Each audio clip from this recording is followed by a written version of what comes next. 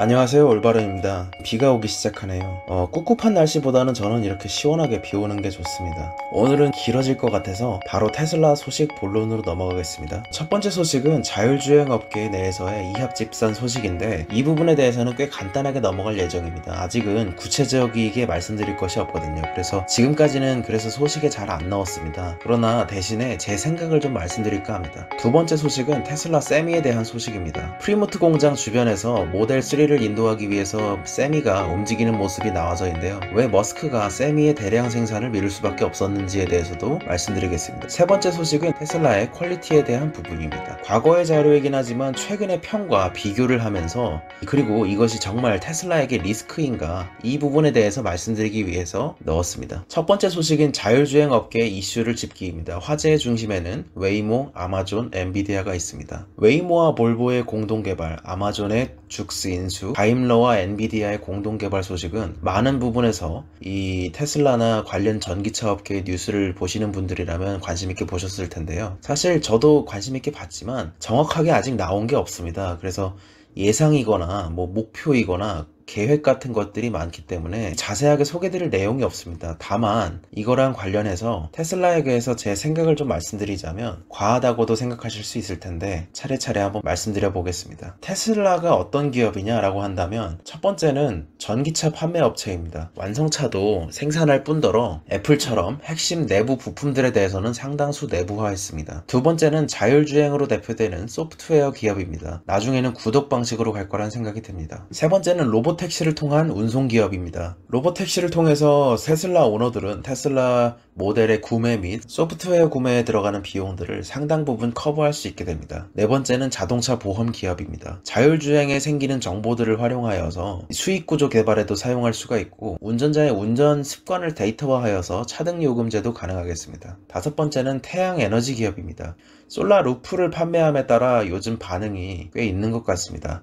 일부 가정의 동영상을 보니까 100일 정도 썼는데 약 400불이 절감됐다 이런 얘기를 했는데요. 이런 식으로 타일을 다양하게 선택할 수 있고 거의 티가 안 나는 수준으로도 할 수가 있습니다. 그래서 미적으로도 많이 좋은 모습입니다. 여섯 번째로는 테슬라는 지금의 S-오일이나 현대오일뱅크 같은 역할의 주유소 기업이기도 합니다. 슈퍼차저를 통해서 수익이 가능한 부분이고 여기에 더해서 메가차저까지 나오게 되면 훨씬 더 수익성이 높아지겠죠. 일곱 번째는 중고차 판매 기업입니다. 차량은 사용기간이 굉장히 긴 내구재인데 테슬라는 별도의 딜러십망을 가지고 있지 않기 때문에 이런 부분에 대해서도 직접 관할할 수 있을 것으로 보입니다. 여덟 번째는 일종의 플레이스토어나 앱스토어 같은 서비스에 대한 얘기입니다. 구글에서도 플레이스토어가 차지하는 매출 비중이나 아니면은 애플에서도 앱스토어가 차지하는 매출 비중이 상당히 있는 편인데 기업으로 보기에는 비약이 있지만 테슬라의 중앙부에 있는 스크린을 활용하여서 테슬라 시어터나 지금의 가라오케 같은 것들을 활용할 수 있는 지점들이 많아질 것 같습니다. 지금도 주차 상태에서 핸들을 이용해서 레이싱 게임을 하는 영상들은 유튜브를 통해서 많이 찾아보실 수 있습니다. 그래서 이 부분을 얘기 드린 이유는 이겁니다. 반대로 얘기하자면 이 기업들의 이해관계가 다 최선을 위해서 맞아떨어질 수 있을까라는 겁니다. 이 테슬라가 만약에 반테슬라라는 게 있다고 하면요. 어떤 거를 내가 투자를 하려고 그러는데 이거를 다 할 수 있느냐는 겁니다. 물론 이럴 수는 없겠죠. 근데 저는 이렇게 생각을 합니다.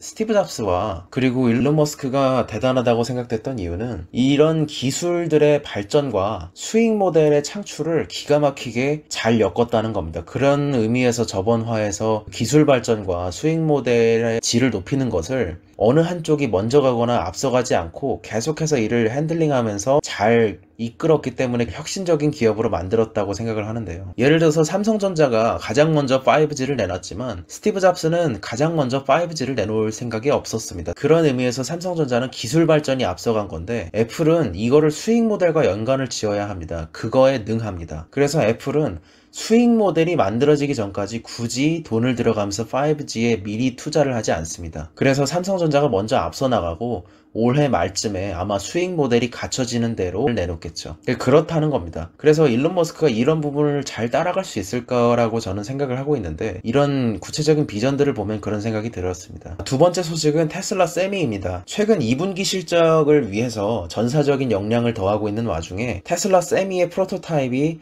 자동차의 딜리버리를 위해서 사용되는 모습이 발견되었습니다. 사진은 이렇습니다. 프리몬트 공장의 바깥에 사우스 물류단지에서 발견이 되었는데 여기는 모델 3들이 올라가 있었습니다. 차량의 인도 시간을 줄이려는 노력에 힘을 더하는 모습이기도 하면서 훌륭한 마케팅 효과겠죠. 그래서 일론 머스크가 테슬라 세미를 대량 생산에 투입해야 할 때가 왔다 이런 식으로 트윗했던 것도 요즘에 많이 언급이 되고 있는데, 세미에 대해서 몇 가지 보여드리자면요. 3월쯤에는 알래스카나 사막 등의 극한 환경에서 테스팅하는 것으로 보였습니다. 자, 그래서 본격적인 문제로 넘어가자면 결국에 문제는 현실적으로 얘기하자면 배터리 문제입니다. 일론 머스크가 작년 4분기 어닝콜에 테슬라 세미를 만들기에는 배터리 생산 능력이 부족하다고 직접적으로 언급한 바 있습니다. 그래서 이런 캐패시티가 높아져야 되는데 세미를 만약에 대량 생산을 지금 상태에서 할 경우 모델 3나 모델 Y 같은 차량에 있어서 배터리가 부족해지게 됩니다. 그래서 결국의 문제는 배터리 생산량입니다. 테슬라 세미의 생산을 기획했다가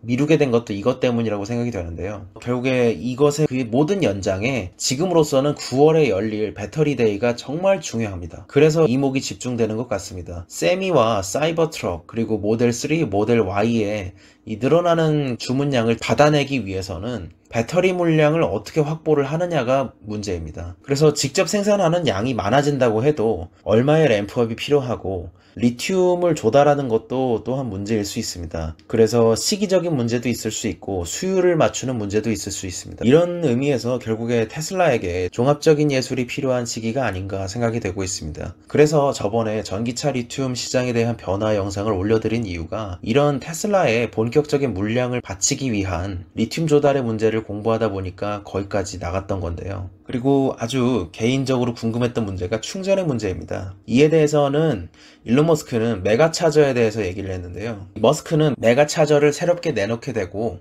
메가차저 네트워크 덕에 최대 30분 안에 400마일을 갈 수 있는 전력을 충전할 수 있을 거란 계획인데요. 엄청난 규모의 발열이 문제입니다. 그래서 이런 히팅 이슈를 극복하기 위해서 찾아보니까 테슬라 특허 중에 순행식 충전 커넥터에서 이 힌트를 찾을 수 있을 것 같았습니다. 근데 이 문제가 미국 특허청에 있는 사진을 찾았는데 개인적인 문제긴 한데 제가 이해하기에는 너무 복잡했습니다. 그래서 개략적인 요점만 말씀을 드린다면 결국에 이 안에 냉각된 유체가 돌아다니면서 커넥터들을 좀 냉각시킨다는 겁니다. 그 내용은 이렇습니다만 이거를 어떻게 다 이해해야 할지 모르겠습니다. 그래서 간단하게만 말씀드렸습니다.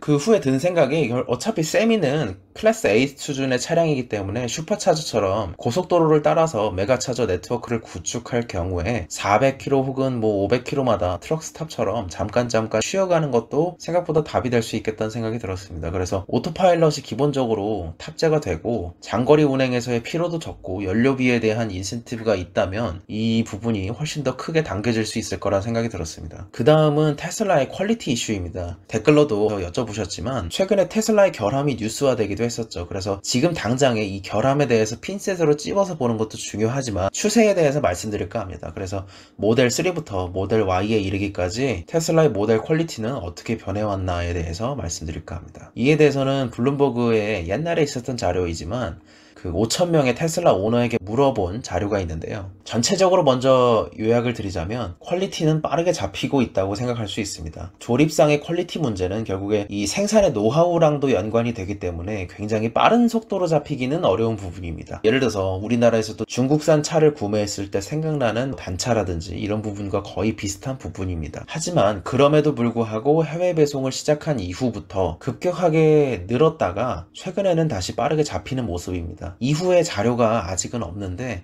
지금은 더 나아졌을 거라고 예상을 하고 있습니다. 이게 제가 왜 이렇게 예상을 하냐면요. 항상 테슬라의 하드웨어나 소프트웨어적인 부분에 있어서 기술력을 아는 멘션을 들으려고 할 때는 이분의 코멘트를 듣기도 하는데요. 디트로이트의 베테랑 셀리 먼로입니다. 이분이 말했던 것은 2018년에 모델 3를 분해했을 때 당시에는 90년대 미국에 갓 상륙했던 한국의 기아 차량에서나 볼만한 결함들이었다는 겁니다. 그러나 2020년 모델 Y를 분해했을 때에는 아직 미흡한 점은 있지만 이것이 거의 전체적으로는 90년대 수준에서 21세기로의 퀀텀 점프를 한 수준이다. 이런 식으로 언급을 했고요. 전자장비에 대해서는 로키드 마틴의 F-35 라이트닝 2에서나 발견되는 수준의 고도의 기술이 들어갔다, 뭐 이런 식으로 극찬하기도 했었습니다. 개별 문제들에 대해서 서베이 결과를 좀 보니까요, 익스테리어에서 가장 많이 생기는 문제는 첫 번째가 페인트였습니다. 압도적으로 페인트가 많았는데요, 590건의 언급이 있었고, 특히 작은 페인트 칩들이 들어간다는 내용이 굉장히 많았습니다. 페인트 칩이 내용이 많았는데,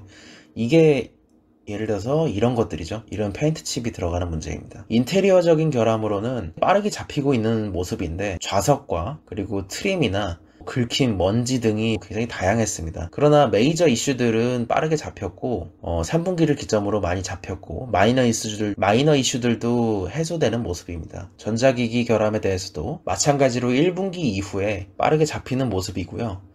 세계 곳곳으로 배송을 시작했던 시기라는 점을 고려를 한다면 3분기에 잡힌 수준이 꽤 인상적입니다. 소프트웨어와 터치스크린에 대한 내용이 많았는데, 이런 부분이 213건이었는데 이 부분은 이제 대부분 업데이트를 통해서 수정되었다는 내용이 많아서 넘어갔습니다. 드라이브 및 셰시 결함인데, 여기에 상대적으로 Y축을 보시면 건수는 되게 작습니다. 맥시멈이 6건인데, 그러나 메이저 이슈가 큰 비중을 차지하고 있는 것이 눈에 띕니다. 전체적으로 문제를 일으켰던 점은 차징 파트나 배터리 차징 문제가 가장 많았고요. 뭐 파워 문제라든지 전력에 대한 문제가 제일 많았습니다. 그리고 종합적인 결과를 냈는데요, 여기서 꽤 의외의 부분이 나왔습니다. 그래서 제가 이미 테슬라를 사는 사람들은 이것이 하나의 디바이스로서 생각하는 것이 아닌가라고 느끼는 점들이, 이것을 보고 좀 더 확신을 가지게 되었는데, 바로 초기 결함은 있지만 대부분들이 만족한다는 겁니다. 심지어 99.6%의 응답자가 운전의 즐거움에 대해서도 만족을 보였는데요. 이는 여기서 말하기를 어떤 다른 소비자에서도 찾아볼 수 없었던 수준의 만족도다, 이런 얘기를 합니다. 차가 미래처럼 느껴지기에 이제는 다시 예전의 차로 돌아갈 수 없다는 카피가 있네요. 전체적으로는 이제 여러분들이 예상하시는 대로인데, 와이퍼나 보이스에 대한 문제가 있습니다. 이 부분에 대해서는 다소 조금 평균보다 높게 불만족이 책정되어 있습니다. 오늘은 자율주행 업계를 보면서 느꼈던 제 생각과